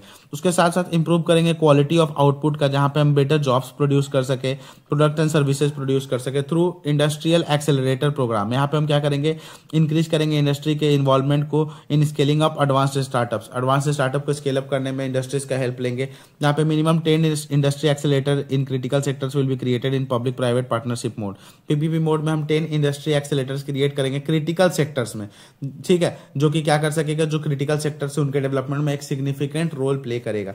उसके साथ साथ the Atal sectoral innovation launch pads programme हम स्टार्ट करेंगे, जहां पे हम बिल्ड करेंगे IDX like platform central ministries के अंदर, जो इंटीग्रेट करेगा और प्रोक्योर करेगा स्टार्टअप्स को इन की इंडस्ट्रियल सेक्टर। और ये भी हम मिनिमम 10 लॉन्च पैड्स जो है बिल्ड करेंगे अक्रॉस की मिनिस्ट्री, जो इंपॉर्टेंट मिनिस्ट्रीज, ताकि उनके बीच में कोलैबोरेशन बना रहे एंड डेटा की शेयरिंग के थ्रू क्या कर सके, वो कोऑपरेटिव वे में वर्क करे इंस्टेड ऑफ वर्किंग इंडिविजुअली। तो हमने देख लिया कि अटल इनोवेशन मिशन का क्या बजट है, किस तरीके से ये पहले काम करता था, अभी हमारा फोकस किन चीज़ों पे रहेगा, क्या क्या करना है, ताकि अपने कंट्री में हम इनोवेशन एंड इंफ्रास्ट्रक्चर जो एंटरप्रेन्योरशिप है उसके जो इकोसिस्टम है उसको इन्हांस करे और अपने कंट्री में इनोवेशन R&D को प्रमोट कर सके, ताकि हमारे कंट्री की का डेवलपमेंट और कॉम्पिटिटिवनेस बढ़े। तो इस तरीके से ये स्कीम हमारे कंट्री को हेल्प करने वाला है। अब जो नेक्स्ट स्कीम है हमारी प्रधानमंत्री मुद्रा योजना PMMY, ठीक है, ये क्या है, the limit of Mudra loans under PMMY has been enhanced from current 10 lakh to 20 lakh. तो इसके अंदर जो लोन प्रोवाइड किया जाता था, तो 10 लाख का लिमिट था, इसको इंक्रीज करके क्या कर दिया गया, 20 लाख कर दिया गया। तो अब हम देखते हैं इस स्कीम के बारे में कि ये स्कीम है क्या। इसी तरीके से हम मंथली लेवल पे क्या करेंगे, सभी स्कीम्स को पढ़ेंगे, जो कि हमारे पेपर 1 में भी अब स्कीम्स का एक इंपॉर्टेंट सेक्शन है और पेपर 2 में तो ये स्कीम्स हमारे यूज में आती ही हैं, ठीक है। आपने अगर लास्ट टाइम देखा होगा 2024 का, अगर आप पेपर उठा के देखोगे, प्रीवियस ईयर क्वेश्चन अगर आप देखते हो 2024 के CAPF का, तो आप देखोगे कि वहां पे इस प्रधानमंत्री मुद्रा योजना से भी क्वेश्चंस आए हुए हैं, ठीक है। तो यहाँ से आपको समझ जाना चाहिए कि स्कीम्स वाला सेक्शन स्कीम्स वाला जो सेक्शन है वो कितना ज्यादा इंपॉर्टेंट है आपके लिए, ठीक है। तो आप स्कीम्स को अब क्या करोगे, लास्टली एग्जाम जब आपका आने वाला रहता है तो लास्ट के 1 मंथ में आप क्या करते हो, मंथली मैगजीन आप उठाते हो और पूरे स्कीम्स को रटने की कोशिश करते हो। लास्टली बहुत सारी चीज़ें रिटेन नहीं हो पाती और हमें क्या करने की, जो हमें रिटेन करने की ही जरूरत है, तभी जाके हम क्या करेंगे, एग्जाम में सही तरीके से परफॉर्म कर पाएंगे। तो instead of cramming all those schemes in the last 10 days और 1 week, आपको क्या करना चाहिए, ये वीडियोस में आप देख सकते हो, हम जो भी इंपॉर्टेंट स्कीम्स होते हैं आपके पेपर 1 हो या पेपर 2 हो, उनके पर्सपेक्टिव से जो भी स्कीम्स इंपॉर्टेंट है उनको हम क्या करते हैं यहाँ पे डिटेल में डिस्कस करते हैं। तो आप ये क्या कर सकते हैं, ये लेक्चर अगर फॉलो करोगे तो मैंने पहले लेक्चर के स्टार्टिंग में ही कहा था कि सिर्फ पेपर 1 पेपर 2 ही नहीं, हम यहाँ पे पेपर 1 और पेपर 2 दोनों की तैयारी साथ में कराते हैं। ऑल्दो हमारा मेन फोकस पेपर 2 पे रहता है, पर ऐसा नहीं कि हम पेपर 1 को छोड़कर चलते हैं, नेग्लेक्ट नहीं करते। जैसे हमने अटल इनोवेशन मिशन को कितने डिटेल में डिस्कस किया। अब आपको लगता है कि अगर कोई भी क्वेश्चन AIM से आता है पेपर 1 में भी तो क्या वो छूटने वाला है? नहीं, बिल्कुल नहीं। Same goes with paper 2। अगर कुछ इंफ्रास्ट्रक्चर के रिलेटेड आता है, रिसर्च एंड डेवलपमेंट, इनोवेशन के ऊपर ऐसे आता है, स्टार्टअप इकोसिस्टम के ऊपर ऐसे आता है, तो आप अटल इनोवेशन मिशन 1 और 2 को मेंशन कर सकते हो, 1.0 2.0 को मेंशन कर सकते हो। किस तरीके से गवर्नमेंट ने यहाँ पे डिफरेंट स्टेप्स लिए हैं, क्या क्या गवर्नमेंट का टारगेट्स है, विथ कोलैबोरेशन कोऑपरेशन क्या करना गवर्नमेंट को, किस तरीके से टेक रिसर्च सेंटर स्टैब्लिश करने की इनोवेशन बढ़े। तो इस तरीके से जब अपने आंसर्स लिखोगे तो कैन यू इमेजिन कि कितना आपके आंसर पे एक स्ट्रॉन्ग इम्पैक्ट पड़ेगा और आपका आंसर कितना ऑथेंटिक लगेगा जहां पे आप इन स्कीम्स को मेंशन करोगे, उनके डेटा को मेंशन करोगे। ठीक है, तो ये हमारा मेन फोकस है कि हम इस तरीके से क्या करें, आपके जो लर्निंग एक्सपीरियंस है उसको और भी क्या करें, इनहैंस करें, ब्रॉड करें, ताकि आपकी अंडरस्टैंडिंग इंक्रीज हो। ठीक है, तो without wasting so much of the time अब हम देखते हैं क्या है ये प्रधानमंत्री मुद्रा योजना। तो सबसे पहले इस योजना का मेन एम है कि प्रोवाइड करें हम collateral free access to credit, यानी लोन प्रोवाइड कराना है collateral free to micro enterprises in country. Micro enterprises जो MSMEs होते हैं, micro small and medium enterprises, तो छोटी इंडस्ट्रीज हैं, जो छोटे इंटरप्राइजेज हैं, माइक्रो इंटरप्राइजेज, उनको कोलैटरल फ्री लोन प्रोवाइड करना। आपको ये चीजें ध्यान में रखनी है कि हम उनको कोलैटरल फ्री लोन प्रोवाइड करा रहे हैं, access to credit in a seamless manner to micro enterprises in the country. ठीक है, तो हम यहाँ पे क्या कर रहे हैं, स्टार्टअप इकोसिस्टम ही प्रमोट कर रहे हैं। और ये किस मिनिस्ट्री के अंदर में, फाइनेंस मिनिस्ट्री के अंडर में, जो कि 2015 में इस स्कीम को क्या किया गया था, लॉन्च किया गया था। तो इसका पर्पस क्या है, तो हमें प्रोवाइड कराना मुद्रा यानी लोन यानी पैसा। ठीक है, तो फॉर प्रोवाइडिंग मुद्रा लोन्स टू नॉन कॉर्पोरेट, जो non corporate non farming small and micro enterprises है, उनको क्या करना, मॉनेटरी सपोर्ट प्रोवाइड कराना, तो उनको कोलैटरल फ्री लोन प्रोवाइड कराना मेन गोल है। मुद्रा का फुल फॉर्म क्या है, तो micro units development and refinance agency limited. ये एक रीफाइनेंस एजेंसी है, not a direct lending institution. आपको ये याद रखना है कि एक डायरेक्ट लेंडिंग इंस्टीट्यूशन नहीं है, कि ये रीफाइनेंस एजेंसी है। ठीक है, ठीक, ये क्या करती है, रीफाइनेंस सपोर्ट प्रोवाइड कराती है टू अपने इंटरमीडियरीज को with the help of banks हो गए, माइक्रो फाइनेंस इंस्टीट्यूशंस हो गए, या नॉन बैंकिंग फाइनेंशियल कंपनीज हो गई। इनके थ्रू क्या करती है, लोन प्रोवाइड करती है, यानी ये इनके पास अपना कोई लोन इंफ्रास्ट्रक्चर नहीं है। With the help of banks, micro finance institution जो हो गए, या फिर NBFCs हो गए, नॉन बैंकिंग फाइनेंशियल कॉर्पोरेशन, इनके हेल्प से ये क्या करते हैं, लोन प्रोवाइड कराते हैं, कोलैटरल फ्री लोन प्रोवाइड कराते हैं। किनको, non corporate non farming small and micro enterprises, जो कि कब लॉन्च हुआ था, 2015 में। और किस टाइप का लोन प्रोवाइड कराते हैं, collateral free access to credit. ठीक, टू फंड द अनफंडेड, जिनको फंड की कमी होती है, जो ऐसे लोग जो सोसाइटी में मेनली मार्जिनलाइज लेवल पे होते हैं, जो अपना स्टार्टअप स्टार्ट करना चाहते हैं बट उनके पास रिसोर्सेज अवेलेबल नहीं है, तो ऐसे लोगों को फंड प्रोवाइड कराना इस स्कीम का गोल है। To fund the unfunded by bringing MSMEs to the formal financial system. MSME जो माइक्रो स्मॉल मीडियम इंटरप्राइजेज हैं, जो कि इनफॉर्मल फाइनेंशियल सिस्टम में, उनको हमें लाना है फॉर्मल फाइनेंशियल सिस्टम में, और हम एक्सटेंड करेंगे अफोर्डेबल क्रेडिट टू देम, यानी अफोर्डेबल लोन्स उनको हम प्रोवाइड कराएंगे, मिनिमम इंटरेस्ट पे कोलैटरल फ्री लोन्स प्रोवाइड कराएंगे, ताकि वो क्या कर सके, स्टार्टअप इकोसिस्टम में खुद भी इन्वॉल्व हो सके और इंडिया के स्टार्टअप इकोसिस्टम को क्या कर पाए, और भी ब्रॉड लेवल पे इनहैंस कर पाए। मेन गोल इसका ये है। Along with that, प्रधानमंत्री मुद्रा योजना aims to provide financial inclusiveness and support to the marginalized and hitherto socio-economically neglected classes। Obvious चीज है, जो अनऑर्गेनाइज सेक्टर में लोग हैं, जो माइक्रो एंड स्मॉल इंटरप्राइजेज में लोग हैं, जो नॉन कॉर्पोरेट में लोग हैं, नॉन फार्मिंग सेक्टर में लोग हैं, जो सोसाइटी के हमारे लाइक रूरल एरियाज में मेनली जो लोग हैं, जो स्टार्टअप इकोसिस्टम में इन्वॉल्व होना चाहते हैं, यानी वो क्या है, सोशियो इकोनॉमिकली नेग्लेक्टेड क्लासेस है, रूरल एरिया के लोग या बैकवर्ड क्लासेस के लोग, या फिर मार्जिनलाइज्ड लोग हैं, उनको क्या करता है, उनको क्या करना, प्रोवाइड कराना, एक फाइनेंशियल इंक्लूसिवनेस प्रोवाइड कराना भी एम है किसका, प्रधानमंत्री मुद्रा योजना का। ठीक है, अब यहाँ सेक्टर कौन कौन से सेक्टर एलिजिबल है यहाँ पे लोन के लिए, तो जो मैन्युफैक्चरिंग सेक्टर हो हो गया, उन वो लोन यहाँ से अवेल कर सकते हैं। Along with that trading and services sector यहाँ से अवेल कर सकते हैं अपने लोन्स को। Activities and allied to agriculture, ये जो सेक्टर से ये भी अवेल कर सकते हैं अपने लोन्स को। मीन्स फॉर अवेलिंग मुद्रा लोन, बैंक्स हो गए, एनबीएफसी, एमएफआईज, ये सब हमने देख लिया, उद्यम मित्र पोर्टल हो गया, ठीक है। अब किस टाइप का ये सब चीज की जरूरत नहीं डिटेल में पढ़ने की, हमने ये चीज देख लिया क्या इसके टारगेट्स हैं, ठीक है।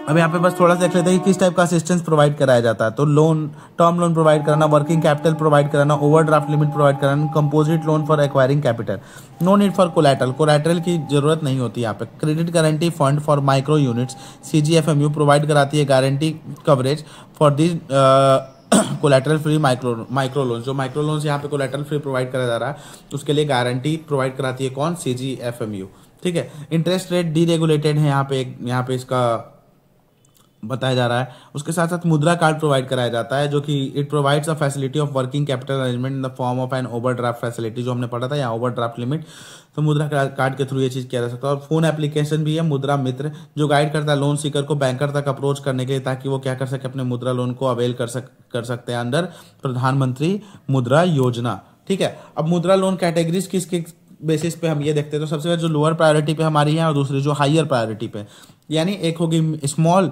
एक हो गई माइक्रो एंड एक हो गई स्मॉल, यानी जो थोड़े बड़े वाले हैं या फिर जो स्मॉल वाले हैं। तो जो हमारे लोएस्ट प्रायोरिटी पे वो सबसे पहले तरुण है और तरुण प्लस है। तो तरुण में क्या है कि हम लोन प्रोवाइड कराएंगे 5 लाख से ऊपर के लोग, जिनको लोन चाहिए 5 लाख से ज्यादा या फिर 10 लाख, 5 से 10 लाख के बीच वाले जो लोन सीकर्स हैं उनको हम कहते हैं तरुण। और तरुण प्लस यानी 10 से 20 लाख के अंडर, यानी ये दोनों हमारे लो प्रायोरिटी पे, यानी क्योंकि यहाँ पे लेस मॉनिटरी कैपिटल इन्वॉल्व है, ठीक है। उसके साथ साथ अगर हाईएस्ट प्रायोरिटी पे हम देखें तो किशोर और शिशु हमारे लिए हाईएस्ट प्रायोरिटी पे। लोन्स अप टू 50,000, जो लोअर सेक्शन के जो लोग हैं जिनको कम लोन चाहिए, क्योंकि इनके पास एक्चुअल मॉनेटरी सपोर्ट रहेगा, जो इतने बड़े लेवल पे बिजनेस कर रहे हैं, तो they don't need much support from the government. But on the other hand जो लोअर लेवल पे स्टार्टअप स्टार्ट कर रहे हैं उनको गवर्नमेंट से ज्यादा सपोर्ट की जरूरत है। तो ये वही चीजें यहाँ पे डिस्कस की गई कि शिशु, यानी शिशु का मतलब को पता है, जो छोटे बच्चे होते हैं उनको हम शिशु कहते हैं, तो वहीं पे इसको डिनोट किया गया शिशु, यानी जिनको लोन चाहिए अप टू 50,000, 50,000 तक के लोन के लिए, जो हमारी हाईएस्ट प्रायोरिटी है। उसके साथ साथ किशोर, जो टीनेजर्स होते हैं उनको किशोर कहते हैं। उसी तरह से यहाँ कैटेगराइजेशन किया गया शिशु से थोड़ा आगे चल के अगर देखें तो 50,000 से 5 लाख तक की कैटेगरी जो लोन की सीकर्स है वो, ठीक है। तो यहाँ पे 4 कैटेगरी हमारे शिशु, किशोर, तरुण एंड तरुण प्लस, ये 4 कैटेगरीज है लोन्स की, जहाँ पे हमने देख लिया क्या क्या लेवल पे लोन सीकर्स हैं और कौन से हमारी प्रायोरिटी में है, हाईएस्ट प्रायोरिटी पे, और कौन से हमारे लोएस्ट प्रायोरिटी पे। तो ये क्या हमारा मुद्रा लोन का जो हमारा कैटेगरी था इसको भी हमने देख लिया। तो यहाँ पे हमने प्रधानमंत्री मुद्रा योजना को भी कवर कर लिया। तो इसी के साथ ये टॉपिक भी हमारा खत्म होता है। अब प्रोबेबली हमारा ये लास्ट टॉपिक है यहाँ पे जो हम डिस्कस करेंगे कि प्रधानमंत्री वन बंधु कल्याण योजना, ये जो हमारा टॉपिक है। उसके बाद हम एक दो प्रीवियस ईयर देखते हैं कि ये मैंने क्यों ऐड किया है, ठीक है। तो आप देख सकते हैं कि अभी रिसेंटली ये अगर हम CAPF 2024 का पेपर 2 देखें,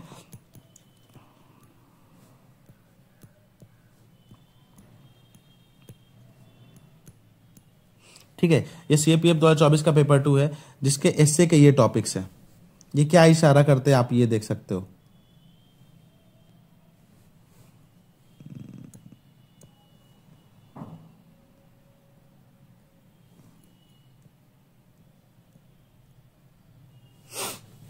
एक ही एग्जाम में ट्राइबल के ऊपर 2 क्वेश्चंस आना, tribal resistance to colonial rule, tribal culture in the age of globalisation.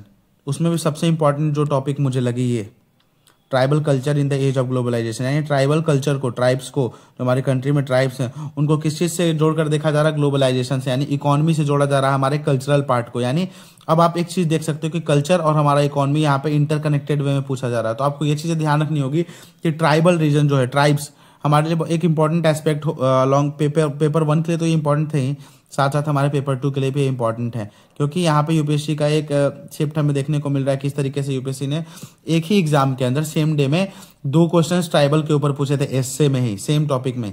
तो यहाँ से हम देख सकते हैं ट्राइब्स हमारे लिए कितनी इंपॉर्टेंट है। तो इसलिए ये इंपॉर्टेंट है कि हम ट्राइब्स रिलेटेड जो स्कीम्स हैं उनको भी थोड़े डिटेल में डिस्कस कर ले। तो यहाँ पे हम प्रधानमंत्री वन बंधु कल्याण योजना है, इसको थोड़ा हम डिस्कस कर लेते हैं।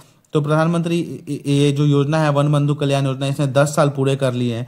तो इसके ऊपर यहाँ पे इनका थोड़ा एनालिसिस है जिसको मैं थोड़ा देखेंगे। तो सबसे पहले इसका ऑब्जेक्टिव क्या था इस स्कीम का, उससे पहले हम ये चीज देख लेते हैं कि इस स्कीम की को इम्प्लीमेंट किसने किया। तो मिनिस्ट्री ऑफ ट्राइबल अफेयर्स जो है, इन्होंने क्या किया, इस स्कीम को इम्प्लीमेंट किया है, यानी इस मिनिस्ट्री के अंडर ये स्कीम है। उसके साथ साथ इसको 2014 में इम्प्लीमेंट किया गया था, आप ये चीज भी ध्यान में रख सकते हैं। अब इस स्कीम का मेन गोल क्या है, वन बंधु कल्याण योजना, यानी वन में जो रहते हैं लोग, इसके नाम से अगर आप अंदाजा लगाओ तो वन बंधु, बंधु मतलब क्या होता है, लोग, वन में रहने वाले लोग जो है उनके कल्याण करना, उनका कल्याण किया जाए, और यही इसका योजना है, welfare of people living in forest. और वन में कौन रहते हैं लोग, तो ट्राइबल पीपल रहते हैं, यानी ट्राइबल के वेलफेयर रिलेटेड ही ये स्कीम है। ठीक है, यहाँ पे हमें क्या करना है, इंप्रूव करना है quality of life in tribal areas, जो कि हमने अभी डिस्कस कर लिया कि ट्राइबल एरियाज में हमें क्वालिटी ऑफ लाइफ क्या करना है, इंप्रूव करना है। उसके साथ साथ improving the quality of education, quality of education हम इंप्रूव करें। सेकंड गोल हमारा ये है कि किस तरीके से ट्राइबल लोगों तक हम एजुकेशनल फैसिलिटीज प्रोवाइड करें ताकि वो मेन स्ट्रीम से जुड़ पाए और सारे फैसिलिटीज को वो क्या कर पाए, अवेल कर पाए। उसके साथ साथ qualitative and sustainable employment for tribal families, qualitative यानी क्वालिटी के साथ साथ सस्टेनेबल एम्प्लॉयमेंट अपॉर्चुनिटीज प्रोवाइड कराना है हमें ट्राइबल फैमिलीज को। ठीक है, उसके साथ साथ हमें इंफ्रास्ट्रक्चर गैप्स को ब्रिज करना है with focus on quality. Infrastructure जो गैप्स है हमारे जो ट्राइबल रीजन्स में है, उनको किस तरीके से क्वालिटी के थ्रू हम क्या कर पाए, क्वालिटी पे फोकस करके इन गैप्स को हम क्या कर पाए, ब्रिज कर पाए। उसके साथ साथ protection of tribal culture and welfare, tribes के जो कल्चर है, आप कीवर्ड्स आप यहां से मिला सकते हो, tribal culture in the age of globalisation. Can you see कि कितना ज्यादा इंपॉर्टेंट है ये चीजें, कितनी इंपॉर्टेंट, किस तरीके से हमारे यूपीएससी में क्वेश्चन आते हैं। इस तरीके से आपके जो मंथली मैगजीन्स हैं, इस तरीके से आपके लिए अगर आप रेगुलर अवेयर हैं तो इस तरीके से ये चीजें आपको हेल्प करती हैं। आप यहाँ एक तो मंथली मैगजीन, उसके साथ साथ PYQs, अगर इस तरीके से आप पढ़ोगे तो यहाँ पे आपका पेपर 2 डेफिनेटली बहुत अच्छा मार्क्स से क्लियर होगा। ठीक है, तो ये चीजें आपको ध्यान में रखने की जरूरत है। ट्राइबल रेजिस्टेंस, तो चलो ये तो हिस्टोरिकल था, बट मैंने ये आर्टिकल इसलिए यहाँ पे डाला था, ये वाला टॉपिक, क्योंकि यहाँ पे मैं आपको ये ट्राइबल दिखाना चाहता था कि किस तरीके से यूपीएससी का फोकस ट्राइबल की ओर बढ़ता जा रहा है पेपर 2 में भी। ठीक है, उसके साथ साथ ट्राइबल कल्चर के ऊपर अगर हम देखें तो यहाँ पे ग्लोबलाइजेशन में क्या है, तो आज ग्लोबलाइजेशन का ही एज है और किस तरीके से हम ट्राइबल कल्चर को प्रोटेक्ट कर रहे हैं एंड हेरिटेज, उनके हेरिटेज को प्रोटेक्ट कर रहे हैं। तो इसके लिए स्कीम्स, अगर कल को आपको आंसर राइटिंग अचानक से आ जाए तो आप ये सारी स्कीम्स मेंशन कर सकते हो। और सोचो जहाँ बहुत सारे लोग प्रिपेयर ही नहीं किए होंगे, वहां पे आप इन स्कीम्स को मेंशन करोगे तो आप कितना बड़े एज ले पाओगे इन सब चीजों में। ठीक है, तो अब इसके बारे में देखते हैं कि सब चीजें हमारी एम थी, ऑब्जेक्टिव है इस स्कीम्स का कि हाँ ठीक है, ट्राइबल एरिया में हम एजुकेशन प्रमोट करें, sustainable and qualitative employment promote करें, उनके हेरिटेज एंड कल्चर को प्रिजर्व करें। उसके साथ साथ क्वालिटी पे फोकस करके हम क्या कर सके, उनके जो गैप्स है उनको, इंफ्रास्ट्रक्चरल गैप्स को ब्रिज करें। पर इन सब चीजों को हम करेंगे कैसे, इसके ऊपर अगर डिस्कशन करें हम तो यहाँ देखते हैं कि गवर्नमेंट ने अप्रूव किया है इस स्कीम के कंटिन्यूएशन को कब तक, 25-26 तक, जब जहां टोटल हमने 26,135 करोड़ के आसपास क्या किया है, बजट एलोकेट किया है इसके लिए। ठीक है, ये सारे ट्राइबल पीपल को कवर करता है, सभी ट्राइबल एरियाज जहां पे ऐसे कोई भी एरियाज हमारे कंट्री में जहां पे ट्राइबल पॉपुलेशन है, तो इन ऑल एरियाज को क्या करता है, ये स्कीम कवर करता है, यानी ये सारे एरियाज में ये स्कीम वर्क करेगी। उसके साथ साथ प्रधानमंत्री वन बंधु कल्याण योजना जो है एक अम्ब्रेला स्कीम है, इसके अंदर सेवरल कॉम्पोनेंट्स है, जहां पे हम देख सकते हैं कि सबसे पहला कॉम्पोनेंट यहाँ पे है प्रधानमंत्री आदि कल्याण ग्राम योजना। ठीक है, इसका मेन फोकस क्या है, focus is on integrated village development in almost इतना villages with significant tribal population. ठीक है, लगभग 36 से 37 हजार जो ट्राइबल पॉपुलेशन वाले विलेजेस हैं, वहां पे क्या करना है, हमें इंटीग्रेटेड विलेज डेवलपमेंट प्रोजेक्ट से स्टार्ट करना है और विलेजेस को, रूरल एरियाज को क्या करना है, डेवलप करना है। और इनिशिएटिव जो है किन किन सेक्टर में यहाँ पे हम इनिशिएटिव लेंगे डेवलपमेंट के, रोड्स एंड टेलीकॉम कनेक्टिविटी हम इंप्रूव करेंगे विलेजेस में जो जहाँ पे ट्राइबल पॉपुलेशन है। उसके साथ साथ एजुकेशन इंप्रूव करेंगे, हेल्थ सर्विसेज इंप्रूव करेंगे, सैनिटेशन इंप्रूव करेंगे, all of which aim to raise the living standards of tribal community. वो सारी चीजों को हम इंप्रूव करेंगे जो कि ट्राइबल कम्युनिटी के लिविंग स्टैंडर्ड्स को क्या करे, रेज करे। उसके साथ साथ development of particularly vulnerable tribal groups, जो पीवीटीजीज हैं, बहुत ज्यादा पिछड़े जो ट्राइबल ग्रुप्स हैं हमारे कंट्री में, उनके डेवलपमेंट पे हम फोकस करेंगे। अभी शायद 75 पीवीटीजीज हैं हमारे कंट्रीज में। ठीक है, कंट्री में, तो इसका design, it is design to ensure the socio economic upliftment of the most marginalised tribal communities. ठीक है, while preserving their cultural heritage।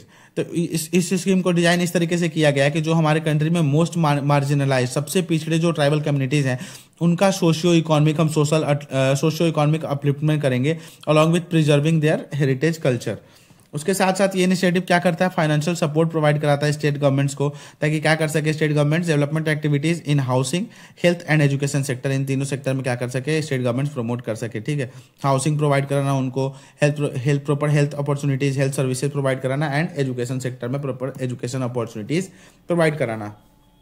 Tribal research institute को सपोर्ट प्रोवाइड कराना, फाइनेंशियल असिस्टेंस एलोकेट किया गया स्टेट गवर्नमेंट्स के लिए and duties के लिए, ताकि स्ट्रेंथन कर सके हम नॉलेज बेस्ड जो है ट्राइबल कल्चर्स और उनके चैलेंजेस के ऊपर हम क्या कर सके, प्रॉपर रिसर्च कर सके कि क्या क्या तरीके से हम ट्राइबल्स के कल्चर्स एंड हेरिटेज को प्रोटेक्ट कर सकते हैं। अलॉन्ग विथ हम उनको उनके डेटा को यूज करके हम उनके ट्राइबल सेंट्रिक जो डेवलपमेंट स्कीम्स हैं उनको प्रमोट कर सकते हैं। Along with that pre matric scholarship, ठीक है, यानी 10th के पहले के जो ट्राइबल एरियाज में लोग उनको बच्चे हैं उनको कैसे उनको एजुकेशनल लेवल पे स्कॉलरशिप प्रोवाइड कराए। तो एक सेंट्रली स्पॉन्सर्ड स्कीम है तो क्या करता है प्रोवाइड कराता है scholarship for grade 9th and 10th। 9th 10th में जो स्टूडेंट्स हैं उनको क्या करना,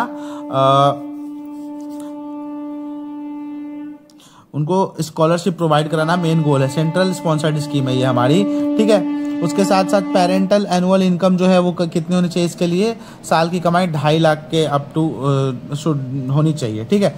पोस्ट मैट्रिक स्कॉलरशिप ही है, पहले प्री मैट्रिक स्कॉलरशिप है, देन पोस्ट मैट्रिक। कितने तरीके से हम फाइनेंशियल सपोर्ट उनको प्रोवाइड करें ताकि वो अच्छे तरीके से क्या करे, मेन स्ट्रीम में आ पाए। तो post matric scholarship caters to scheduled tribe students studying beyond 10th, ठीक है। अब ये ऑब्वियस बात है कि जो 10th के बाद जो बच्चे पढ़ रहे हैं उनको पोस्ट मैट्रिक स्कॉलरशिप प्रोवाइड कराई जाएंगी। उसके साथ साथ administrative assistance for project management units, प्रधानमंत्री वन बंधु Kalyan Yojana also allocates funds to establish project management units within state governments, ensuring that schemes related to the welfare of scheduled tribes are effectively monitored and implemented, ठीक है। अभी इन सारी schemes, ये सारी schemes को किस तरीके से इम्प्लीमेंट करना है और इसको मॉनिटर कौन करे, तो इसके लिए एक हमने एडमिनिस्ट्रेटिव असिस्टेंस भी एलोकेट किया है ताकि क्या किया जा सके, इसके इफेक्टिवली इसको मॉनिटर किया जा सके और इसको इम्प्लीमेंट किया जा सके इस सारी स्कीम्स को, ताकि हम क्या कर सके ट्राइबल शेड्यूल्ड ट्राइब जो हैं उनका वेलफेयर कर सके, ठीक है। तो यहाँ पे ये स्कीम्स के बारे में भी हमने डिस्कस कर लिया, प्रधानमंत्री वन बंधु कल्याण योजना, जिसको हमने PYQ से भी रिलेट करके देखा कि ये कितना ज़्यादा इंपॉर्टेंट है हमारे एग्जाम के पर्सपेक्टिव से, जिस तरीके से ट्राइबल एरियाज पे हमारा एक सिग्निफिकेंस बढ़ रहा है। तो इसी तरीके से हमने नवंबर मंथ के पूरे मैगजीन्स को कवर कर लिया है और जो इंपॉर्टेंट टॉपिक नहीं थे उनको मैंने डिस्कस नहीं किया है, ठीक है। तो यहाँ पे आप इसी के साथ क्या कर सकते हो, अपने नोट्स प्रिपेयर कर सकते हो और अपनी प्रिपरेशन को और भी स्ट्रॉन्ग कर सकते हो विद ऑल दीज लेक्चर्स, क्योंकि यू कैन सी कि हमने कितनी मेहनत की है इस पे हाईलाइटेड PDFs क्रिएट करना, पहले खुद से बिल्कुल इसको डिटेल में पढ़ना, PYQ के बेसिस पे जो PYQs निकाल कर लाना आपके लिए कि क्या इंपॉर्टेंट है, ताकि आपको ये ऑथेंटिसिटी यहाँ दिखे। ये सारी चीज़ें हम आपके लिए करते हैं कि ताकि आपको ये चीज़ पता रहे कि हम कितने ऑथेंटिक तरीके से आपको पढ़ा रहे हैं। कोई भी एक्स्ट्रा चीज़ें हम यहाँ पे डिस्कस नहीं करते हैं। ये सिर्फ एक एग्जाम्पल था ट्राइबल कल्चर की, हमने यहाँ पे PYQ डाला। वैसे अदर सारे जो लेक्चर्स है, जो भी मैं चीज़ें करता हूँ, जो मैंने अपने लाइफ में यूज़ किए हैं, आप फॉर योर आपके लिए मतलब एक बेसिक चीज़ें मैं बता दूँ कि मैंने CAPF 2023 के जो CAPF 2023 के जो एग्जाम थे उसके पेपर 2 में मैंने 97 मार्क्स स्कोर किए थे, ठीक है। ये मेरा पहला अटेम्प्ट था। तो जो मैंने अभी 2024 के पता चलेंगे फ्यूचर में, ठीक है। तो अभी जो तरीके से जो चीज़ें मैंने कवर की हैं, जो चीज़ें मेरे लिए वर्क की हैं, वो सारी चीज़ें मैं आपके लिए शेयर करता हूँ यहाँ पे, ठीक है। तो किस तरीके से PYQs एंड जो मंथली मैगजीन्स एंड न्यूज़पेपर का रोल होता है हमारे पेपर 2 को अच्छे तरीके से इन्हांस करने में, वो सारी चीज़ें मैं यहाँ पे क्या करता हूँ आप सबके सामने रिवील करता हूँ और क्या करता हूँ यहाँ पे उन चीज़ों को और ब्रशअप करते हैं हम साथ में, क्योंकि यहाँ पे यार हम सब प्रिपेयर कर रहे हैं, हम सब अपने स्ट्रगलिंग फेज में तो यहाँ पे हम सब साथ में ही सीखेंगे और साथ में ही आगे बढ़ेंगे, यही हमारा गोल है, ठीक है। तो आप सब पढ़ते रहें, कंसिस्टेंसी मेंटेन रखें, बस मैं यही कहना चाहूँगा कि हम आपके लिए इतनी मेहनत करके ये लेक्चर्स कंसिस्टेंट लेवल पे हर मंथ लाते हैं। तो इसी के साथ आप भी हमें सपोर्ट करें कमेंट्स, लाइक्स एंड व्यूज़ के थ्रू, ताकि हमें ये चीज़ें पता रहे कि जो हम मेहनत कर रहे हैं, इतना ज़्यादा मेहनत जो है हमारे लिए हमारा वो फ्रूटफुल रह रहा है। ऐसा नहीं कि यार हम काम कर रहे हैं और वो चीज़ें नहीं हमारे लिए फ्रूटफुल है। जैसे आप देख सकते हैं कि द हिंदू वाला लेक्चर इतना ज़्यादा नहीं चला, इसके कारण हमें उसको बंद करना पड़ा। तो अगर आप चाहते हैं कि इसको हम फ्यूचर में कैरी ऑन करें तो प्लीज़ कमेंट्स में, लाइक्स के थ्रू आप इसको रिव्यू दे सकते हैं, वरना फ्यूचर में अगर आप रिस्पॉन्स नहीं देंगे तो ऑब्वियस चीज़ है कि हम ऐसे जबरदस्ती का मेहनत क्यों करेंगे? अगर जो चीजें हम आपके लिए बना रहे हैं अगर आप उसमें इन्वॉल्वमेंट नहीं दिखाओगे तो फिर उस चीज को करने का कोई मतलब ही नहीं है, और लेटर ऑन हमें इस सीरीज को भी बंद करना पड़ेगा। तो अगर आप सही तरीके से इन्वॉल्व हैं, अगर आपको ये चीज़ किसी भी तरीके से फ्रूटफुल लगती है, तो आप इसमें इंटरेस्ट शो करो, विद अपने कमेंट में व्यूज़ बताओ, तभी जाके हम क्या कर सकते हैं, हमें समझ में आया कि आपको क्या इंप्रूवमेंट की ज़रूरत है और क्या चीज़ें आपको और चाहिए इसमें। ठीक, आपको ये लेक्चर सही लगता है, नहीं लगता है, फ्रूटफुल आपके लिए हेल्पफुल है नहीं, please let us know in the comment section. ठीक है, इसी के साथ हम इस नवंबर मंथ के जो विजन के मंथली मैगजीन के जो डिटेल डिस्कशंस थे उसको हम यहाँ पे कंक्लूड करते हैं। Keep going with your studies, keep working hard. जय हिंद।